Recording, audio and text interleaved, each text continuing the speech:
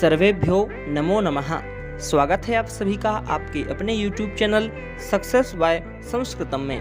मैं हूं योगेश पांडे और आज इस वीडियो के माध्यम से हम तैयारी कर रहे हैं शिक्षा शास्त्री प्रवेश परीक्षा के लिखित पेपर की, जिसमें कि श्लोक और गद्य आदि पूछे जाते हैं। तो श्लोक वाली क्लास अभी हमारी चल रही है और आज तीसरी क्लास है जिसमें हम नीति श्लोक पढ़ रहे हैं, जो कि वैसे सभी प्रतियोगी परीक्षाओं के लिए इम्पोर्टेंट है, लेकिन अभी हम इसको बीएड के हिसाब से तैयार कर रहे हैं। आइए, भर्तरी के द्वारा रचित यह श्लोक है जिसमें कि धन की महिमा के बारे में बताया गया है। तो आइए देखते हैं क्या कहता है श्लोक और किस प्रकार से इसका गायन करेंगे। आइए समझते हैं। सबसे पहले मैं इसको एक बार बोल रहा हूँ, उच्चारण कर रहा हूँ, और कोशिश करिएगा आप भी इसको एक बार मेरे साथ में उच्चारण करने की। और यदि एक बार में नहीं कर पा रहे हैं तो श्लोक का अर्थ हम समझेंगे, उसके बाद में फिर हम इसका उच्चारण करेंगे, जिससे और सरलता से आप इसको बोल पाएंगे। आइए देखते हैं। यस्यास्ति वित्तं स नरः कुलीनः स पंडितः स श्रुतवान् गुणज्ञः स एव वक्ता स च दर्शनीयः सर्वे गुणाः काञ्चनमाश्रयन्ति सर्वे गुणाः काञ्चनमाश्रयन्ति। क्या कह रहे हैं भर्तरी जी इस श्लोक में कि यस्यास्ति वित्तम। सबसे पहले हम एक एक शब्द का अर्थ समझेंगे। यस्य का मतलब होता है जिसका या जिसके पास में। यस्य षष्ठी विभक्ति एक वचन है, यस्य ययोः एषाम, ऐसे रूप चलेंगे। तो षष्ठी एक वचन में बनेगा यस्य यानी जिसका या जिसके पास में। क्या है तो कह रहे हैं यस्य अस्ति। अस्ति मतलब होता है या होना। तो कह रहे हैं यस्यास्ति वित्तम, जिसके पास वित्त। वित्त का मतलब धन, पैसा। तो जिसके पास में पैसा है, जिसके पास में यानी जिस व्यक्ति के पास में, जिस मनुष्य के पास में पैसा यानी धन है, जो व्यक्ति अमीर है, उसकी बात यहाँ पर कर रहे हैं। याद रखिएगा किसकी बात कर रहे हैं। पहले बता दिया है कि यस्यास्ति वित्तम, यस्य वित्तम अस्ति, जिसके पास में पैसा है या जो पैसे वाला व्यक्ति है, हम उस व्यक्ति की बात कर रहे हैं। बोले क्यों बात कर रहे हैं? बोले हम उसके बारे में आपको बताना चाह रहे हैं कि वो व्यक्ति कितना इम्पोर्टेंट होता है जिसके पास पैसा है। क्यों? क्योंकि पैसे की महिमा होती है। पैसा, हम कहते हैं ना कि भाई पैसा बोलता है ना। कोई व्यक्ति बहुत बड़ी गाड़ी में घूमता है, बड़े बड़े फ़ोन चलाता है, बड़े बड़े जो है उसके शौक़ हैं, तो हम क्या कहते हैं? भाई व्यक्ति का पैसा बोलता है ना। उसकी जब चलती है नेताओं में, राजनेताओं में, सब जगह उसकी चलती है जिसके पास पैसा होता है। तो यहाँ बता रहे हैं भर्तरी जी कि यस्यास्ति वित्तम, जिसके पास पैसा है, हम उस व्यक्ति की चर्चा कर रहे हैं। क्या चर्चा कर रहे हैं? तो बता रहे हैं कि यस्यास्ति वित्तम स नरः कुलीनः। वह जो नर है ना, नर यानी वह मनुष्य, वो कैसा होता है? तो कह रहे हैं कुलीनः। कुलीनः का मतलब होता है उच्च कुल का व्यक्ति। कुलीनः जिसका कुल, कुल का मतलब जहाँ वह पैदा हुआ, जिस घर में वह व्यक्ति पैदा हुआ, वो घर कैसा हो जाता है? तो कह रहे हैं कुलीनः यानी वो ऊंचा कुल हो जाता है, वो एक पैसा वाला घर हो जाता है, वो नाम चलता है उस घर का कि भाई इस घर में ये व्यक्ति पैदा हुआ। तो वह व्यक्ति कैसा हो जाता है? ऊंचे कुल का हो जाता है। भले वो कहीं भी पैदा हुआ हो, किसी कितने भी गरीब में, कोई नहीं जानता हो उसको, ऐसा कोई सी गांव का कोई गरीब व्यक्ति हो, लेकिन यदि उसके पास पैसा आ गया, उसने पैसा कमा लिया मेहनत से या फिर अपने दिमाग से या कैसे भी करके, तो उसका जो कुल है, जो उसका वंश है, वो कैसा हो जाएगा? कुलीन वंश हो जाएगा। हर व्यक्ति उसको जानने वाला हो जाएगा।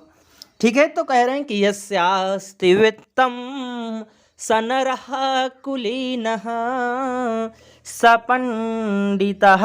देखिए क्या कह रहे हैं, स पंडितः यानी पंडित का मतलब होता है विद्वान व्यक्ति। याद रखिए, पंडित का मतलब पूजन कराने वाला नहीं होता, पंडित का मतलब होता है विद्वान। और जिसके पास पैसा है उसी की तो हम बात सुनते हैं। जो गरीब है बेचारा, कुछ नहीं है जिसके पास में, वो भले कितना ही ज्ञानी हो, वो भले कितना ही वेदों को पढ़ा हो, कितना ही शास्त्रों को जानने वाला हो, लेकिन हमारे लिए वो मूर्ख है, हम किसको पंडित मानते हैं? जिसके पास पैसा है। ठीक है, तो हमें लगता है कि नहीं भाई इसने कमाया है मतलब ये बहुत बड़ा ज्ञानी है, तो उसी को हम क्या कहते हैं? उसी को हम पंडित कहते हैं।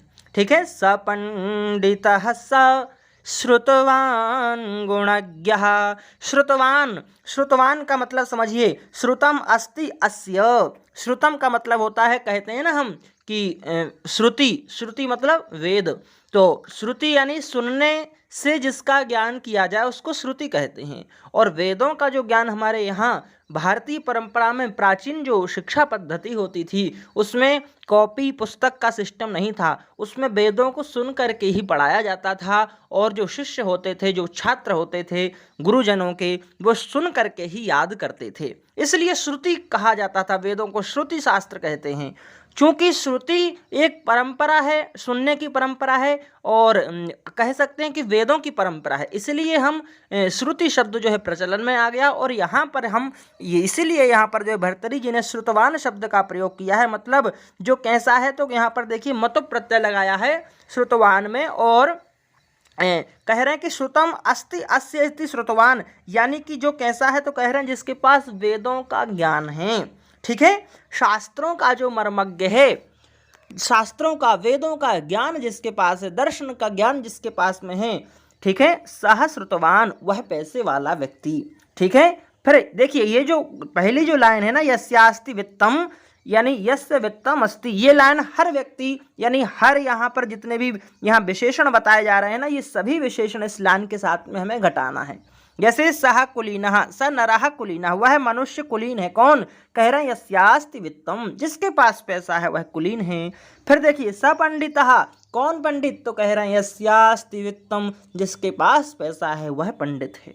ठीक है, फिर सह श्रुतवान, इसको घटाइए, जो श्रुतवान यानी शास्त्रों का जो मर्मज्ञ है। कौन? बोले जिसके पास पैसा है, कुछ नहीं जानता वो, लेकिन आप जब अपने गुरुकुल का उद्घाटन करवाओगे, अपने कॉलेज का, अपने विश्वविद्यालय का दीक्षांत समारोह करवाओगे ना, तब आप उसको बुलाओगे। किस चीज़ के लिए बुलाओगे भाई? तो जो दीक्षांत किए हुए पढ़े लिखे जो बच्चे हैं ना, जिन्होंने शास्त्री किया, ग्रेजुएशन किया, एमए किया, सब कुछ किया है पढ़ लिख करके, उनको उपाधि देने के लिए, उनको भाषण देने के लिए। क्यों? क्योंकि उसके पास पैसा है। ठीक है, तो वो हुआ कि नहीं हुआ श्रुतवान, यानी शास्त्रों का मर्मज्ञ। भले शास्त्र नहीं जानता, भले वेद नहीं पढ़ा, लेकिन पैसा है, तो आप उसको वेद पाठी मानोगे, आप उसको श्रुतवान, शास्त्रों का ज्ञाता मानोगे। आगे कह रहे हैं सह श्रुतवान गुणज्ञः, गुणज्ञः यानी सभी गुण जो हैं उसके अंदर होते हैं। गुणज्ञः, देखिए जानाति इति ज्ञः, है ना, यानी जिसको ज्ञान है उसको हम क्या कहते हैं? ज्ञः कहते हैं। ठीक है, और गुणज्ञः, गुणज्ञः मतलब कह सकते हैं हम कि गुणों को जानने वाला। ज्ञः का मतलब समझाया मैंने। देखिए ज्ञः जो है ना, अभी मैं जब इसका व्याकरण से संबंधित हम पार्ट देखेंगे कि कहाँ पर कौन सी संधि, कौन सा प्रत्यय है, तब मैं आपको यहाँ बता दूंगा कि यहाँ पर देखिए कौन सा प्रत्यय है। लेकिन गुणज्ञः, ज्ञः का मतलब होता है जानने वाला, लेकिन गुणज्ञः गुणों को जानने वाला। ठीक है, गुणों को जानने वाला यानी वो जानता है कि कौन से अच्छे गुण हैं, कौन से खराब गुण हैं। ठीक है, कैसे आचरण करना है, कैसे, ये सारी चीज़ें उसके अंदर होती हैं। फिर कह रहे हैं स ये वक्ता सच दर्शनीयः, स एव वक्ता, वह बहुत अच्छा वक्ता होता है। वक्ता भले ना हो, लेकिन हम हमारे यहाँ कुछ कार्यक्रम होगा तो उसको वक्ता के रूप में, प्रमुख वक्ता के रूप में जरूर बुलाएंगे। कोई यूनिवर्सिटी, कोई कॉलेज वाले, कोई महाविद्यालय वाले जरूर उसको बुलाएंगे। क्यों बुलाएंगे?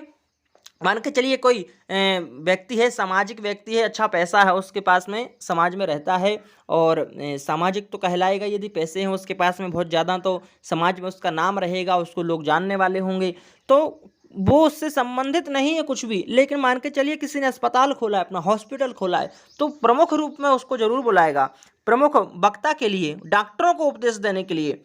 क्यों? क्योंकि उसके पास पैसा है, वो डोनेशन देगा हॉस्पिटल में, उसको बुलाएंगे तो, है ना। तो ये जिसके पास पैसा होता है ना, उसके अंदर ये सभी क्वालिटियाँ अपने आप आ जाती हैं। वो भले नहीं जानता कुछ, लेकिन उसको हम बोलने के लिए बुलाएंगे। ठीक है, और भले उसको कुछ भी ज्ञान नहीं है, लेकिन वो जो बोलेगा हम उसी को शास्त्रों की भाषा मान लेते हैं, इसलिए कहा सश्रुतवान। ठीक है, स एव वक्ता, वो वक्ता होता है बहुत अच्छा। सच दर्शनीय, जिसके पास पैसा है ना, उसको लोग देखने के लिए उमड़ पड़ते हैं, भीड़ लगा देते हैं। ठीक है, जैसे मान के चलिए कोई अभिनेता हीरो हीरोइन है, पैसे हैं उनके पास में, भाई शरीर तो हमारे जैसा ही है ना उनके पास, कोई स्पेशल थोड़ी है, लेकिन पैसा है और पैसा है तो नाम हो गया। ठीक है, तो हम क्या करते हैं कि जब वो हमारे यहाँ आते हैं ना, हमारे शहर में गांव में, तो हम क्या करते हैं कि उनको जो है देखने के लिए भीड़ उमड़ पड़ती है कि भाई आज वो व्यक्ति आए, आज वो व्यक्ति आए। ठीक है, तो क्यों? क्योंकि वह पैसे वाला है। यस्यास्ति वित्तम स दर्शनीयः स एव वक्ता स गुणज्ञः सभी विशेषण जो है आपको यहाँ पर घटाना है। ठीक है, तो स दर्शनीयः यानी वह देखने योग्य होता है।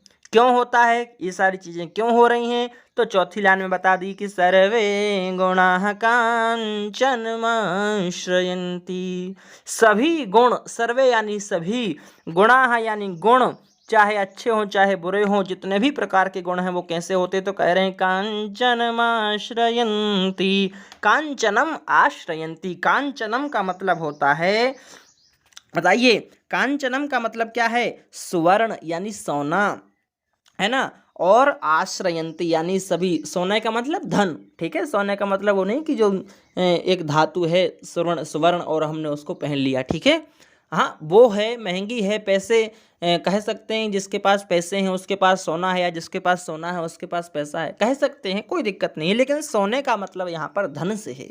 ठीक है, तो कह रहे हैं कि सर्वे गुणाः कांचनमाश्रयन्ति, सभी गुण जितने भी वक्ता के, बोलने के, देखने के, सुनने के, शास्त्रों का ज्ञान, ठीक है, उच्च कुल, जितने भी अच्छे अच्छे गुण हैं ना, ये सभी अच्छे गुण किसके अंदर होते हैं? तो कह रहे हैं कांचनमाश्रयन्ति, सभी गुण सोने के आश्रित होते हैं। सोना यानी धन के आश्रित होते हैं। हर व्यक्ति, धनी व्यक्ति के आसपास देखोगे ना आप, जिसके पास पैसा है, तो 10-50 लोग तो आगे पीछे ऐसे ही डोलते रहेंगे उसके कि भाई ठीक है, अब क्या पता कभी कुछ मिल जाए, है ना, किसी ना किसी बात बहाने के कारण घूमते ही रहेंगे।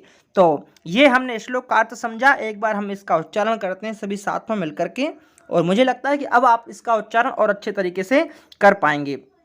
इसके बाद देखिए फिर हम क्या करेंगे, फिर हम इसके अर्थ को और यहाँ पर जहाँ जहाँ संधियाँ हुई हैं उन संधियों को भी समझेंगे, कहाँ कौन सा प्रत्यय लगा है वो भी समझेंगे, क्योंकि ये आपको बीएड के पेपर के लिए बहुत ज़्यादा उपयोगी होगा। देखिए सबसे पहले एक बार उच्चारण करते हैं, साथ में आप मेरे बोलिएगा। यस्यास्ति वित्तं स नरः कुलीनः स पंडितः स श्रुतवान् गुणज्ञः स एव वक्ता स च दर्शनीयः सर्वे गुणाः कांचनमाश्रयन्ति। देखिए अब हम इसको थोड़ा सा आगे चलेंगे, तो देखिए अन्वय यदि आपको इसका करना है तो अन्वय में कोई ज़्यादा कठिनाई नहीं है। यस्यास्ति वित्तम की जगह आप कर दीजिए यस्य वित्तम अस्ति, जिसके पास पैसा है। फिर आगे वही नरहा कुलीना, वही मनुष्य कुलीन है, और वही पंडित है, वही शास्त्रों का ज्ञाता है, वही गुणज्ञ गुणवान है, ठीक है, गुणों को जानने वाला, वही वक्ता, वही श्रोता, सब कुछ यहाँ पर आपको मिल जाएगा। आगे देखिए अव्यय पदानी हमें यहाँ पर देखना है बीएड के लिए।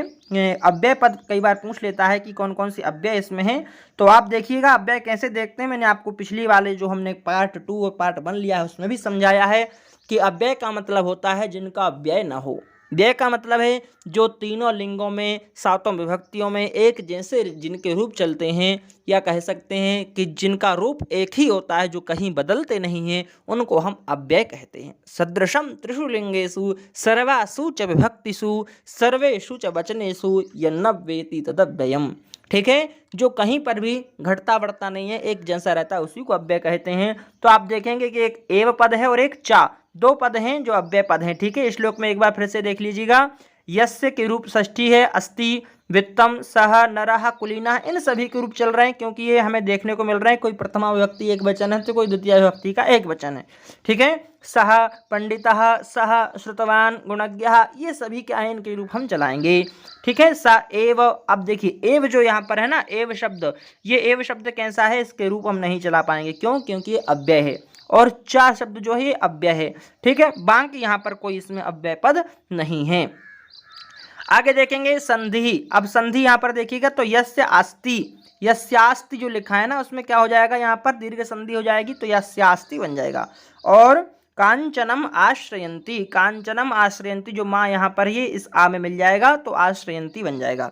ठीक है, और कोई संधि यहाँ पर मुझे नहीं लग रही है, बाकी विसर्ग संधि के कारण यहाँ पर जो है सभी जगह साह का जो विसर्ग है उसका लोप हो गया है। और इसके अलावा थोड़ा सा हम यहाँ पर जो है प्रत्यय भी जो है देख लेते हैं, जो जरूरी प्रत्यय हैं वो देख लेते हैं। देखिए श्लोक में ही मैं आपको समझा देता हूँ। हाँ, यस्य का तो आपको पता है षष्ठी विभक्ति है, और अस्ति, अस्ति स्तः संति रूप चलाते हैं हम, धातु के रूप हैं। वित्तम जो है द्वितीय विभक्ति, प्रथमा एक वचन है, द्वितीय विभक्ति का एक वचन। सहा नरहा कुलीनहा, कुलीनहा शब्द देखिए थोड़ा सा कुल शब्द है यहाँ पर, और खा प्रत्यय हुआ। ठीक है, खा प्रत्यय के स्थान पर जो है ईन आदेश हुआ है, तो यहाँ पर कुलीनह शब्द बना है। आपको ऑप्शन में खा भी पूछ सकता है और इन भी पूछ सकता है। ठीक है, तो खस्त इन आदेश, खा के स्थान पर इन आदेश हुआ है तो कुलीनह शब्द बना है। ठीक है, इसके बाद देखिए पंडितः सह एक ही चीज है, और यहाँ पर भी सह। श्रुतवान में जो है मतुप प्रत्यय हुआ है, और मतुप का जो माँ है उसी को वाह हो गया है। ठीक है, इसको विस्तार से पढ़ने के लिए आप जो है हमारे चैनल पर इसके संबंधित जो प्रत्येक वीडियो है वो देख सकते हैं कि मतुप में कहाँ पर वाह होता है, कहाँ किस प्रकार के रूप बनते हैं, तो और अच्छे से आप समझ जाएंगे। यहाँ पर केवल इतना ही समझेंगे कि मतुप प्रत्यय हुआ है, और इसका हम विग्रह कैसे करेंगे, तो करेंगे विग्रह कि श्रुतम अस्ति अस्य इति श्रुतवान। ठीक है, इसने सुन रखा है, या इसने जो है इसके पास सुना हुआ ज्ञान है, तो इस अर्थ में हम मतुप प्रत्यय करेंगे, और मतुप का जो माँ है उसी के स्थान पर वाह हो जाएगा, तो श्रुतवान ऐसा रूप हम बनाएंगे। ठीक है, गुणज्ञः का मैंने आपको बताया था, ज्ञा धातु से कह प्रत्यय होगा। इगु कौन सा सूत्र है, इगु पद ज्ञा प्री किरह कह, इस सूत्र से कह प्रत्यय होगा, और यहाँ पर ज्ञः बनता है, जाना तीति ज्ञः ऐसा रूप बनेगा, लेकिन गुणों का जानने वाला है इसलिए गुणज्ञः हम इसको कहेंगे। ठीक है, आगे देखेंगे दर्शनीय, दर्शनीय में क्या है, यहाँ पर अनियर प्रत्यय है। ठीक है, दृश्य धातु अनियर प्रत्यय लगाएंगे तो दर्शनीय। ठीक है, इस प्रकार से रूप बनेगा, यानी देखने के योग्य। ठीक है, और वक्ता, वक्ता में जो है यहाँ पर वच धातु के साथ में जिस प्रकार से हम कर्ता है ना या दाता रूप बनाते हैं त्रिच प्रत्यय करके, उसी प्रकार से हम वक्ता यहाँ पर रूप बनाएंगे। चलिए, तो ये यहाँ पर हमने प्रत्यय से संबंधित चीज़ें समझ ली, जो मुझे लग रहा है कि आपको समझना बहुत ज़्यादा इम्पोर्टेंट है।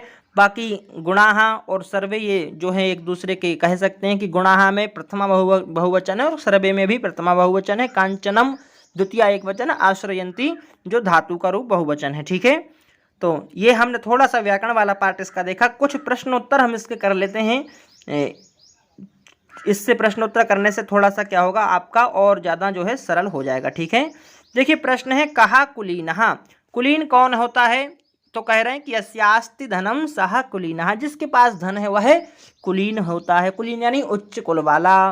गुणज्ञ इत्यस्य को अर्थः, तो हमने समझा था कि जानातीति ज्ञः, और गुणम जानातीति गुणज्ञः, गुण का ज्ञाता, गुणों को जानने वाला।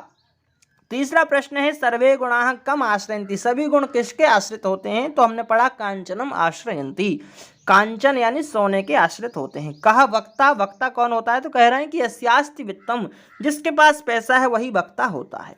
अब देखिए इंपॉर्टेंट यहाँ प्रश्न यह है कि श्लोकोऽयं कस्मिन् छंदसि वर्तते, ये जो श्लोक है ना ये कौन से छंद का श्लोक है, तो देखिए उपजाति, उपजाति जो छंद है ये उपजाति छंद का श्लोक है। उपजाति का लक्षण हम यहाँ पर थोड़ा सा देख लेते हैं। देखिए उपजाति कहाँ बनती है, तो पहले तो आपको समझना होगा कि उपजाति जो छंद होता है ना ये इंद्रवज्रा और उपेंद्र वज्रा इन दो छंदों का मिश्रित रूप होता है। तो आपको ये पता होना चाहिए कि इंद्रवज्रा और उपेंद्र वज्रा के लक्षण क्या हैं। जब तक इनको नहीं समझेंगे उपजाति थोड़ा सा कठिन लगेगा। तो पहले इनके जो है लक्षण आप याद कर लीजिए। इंद्रवज्रा का है स्यादिंद्र वज्रा यदि तऊ जगऊगा, कह रहे हैं कि इंद्रवज्रा होगा, स्यात यानी हो, कहाँ पर, तो कह रहे हैं यदि तऊ जगऊगा, तऊ यानी दो बार तगण हो, फिर जगण हो, फिर दो बार गुरु हो। ठीक है, तो इस प्रकार से जहाँ पर होगा यानी 11 अक्षर जहाँ पर होंगे, 2 तगण 1 जगण फिर 2 बार गुरु, तो वहाँ पर इंद्रवज्रा होगा। और उपेंद्र वज्रा जतजास ततो गौ, क्या है उपेंद्र वज्रा जतजास ततो गौ, जगण तगण जगण फिर ततो गौ यानी फिर 2 बार गुरु होगा बाद में, तो वहाँ पर उपेंद्र वज्रा होगा। इनको विशेषतः यदि आप पढ़ना चाहते हैं अच्छी तरीके से तो आप प्ले लिस्ट में जाएंगे, छंद वाली जो प्ले लिस्ट है छंद शास्त्र की, उसमें आप अच्छी तरीके से समझ जाएंगे। और यहाँ पर मैं आपको केवल इतना ही बता रहा हूँ कि इंद्र वज्रा और उपेंद्र वज्रा इन दोनों का मिश्रित रूप, यानी पहली लाइन में यदि इंद्र वज्रा है तो दूसरी लाइन में उपेंद्र वज्रा, तीसरी लाइन में इंद्र वज्रा तो चौथी लाइन में उपेंद्र वज्रा, या पहले की 2 लाइन इंद्र वज्रा की हैं या लास्ट की 2 लाइन इंद्र वज्रा की, कुछ भी करके मिश्रित हमें करना है। जहाँ पर मिश्रित कर देंगे वहाँ पर उपजाति होगा। उपजाति का लक्षण थोड़ा सा आप देख लीजिए। अनंतरोति ऋत लक्ष्म भाजौ पादौ यदि उपजातयस्ताः यत्थम किलान्य स्वपि मिश्रितासु वदन्ति जातिष्व वेद नाम। ये उपजाति का लक्षण है। और ये लक्षण और उदाहरण यदि आपको और अच्छे से समझना है तो मैं बार बार कह रहा हूँ, वीडियो देख लीजिए, अच्छी तरीके से समझ जाएंगे। चलिए, तो उपजाति इसमें लक्षण है और आपको ये याद करना है। और बाकी बहुत अच्छा श्लोक है। वीडियो देखने के लिए बहुत बहुत धन्यवाद आपका। पहली बार चैनल पर आए हैं तो सब्सक्राइब कर लीजिए और वीडियो अच्छा लगता है तो लाइक ज़रूर करिए। आशा करता हूँ कि वीडियो आप लोगों के लिए बहुत ही लाभकारी होगा। वीडियो देखने के लिए बहुत बहुत धन्यवाद। सर्वेभ्यो नमो नमः।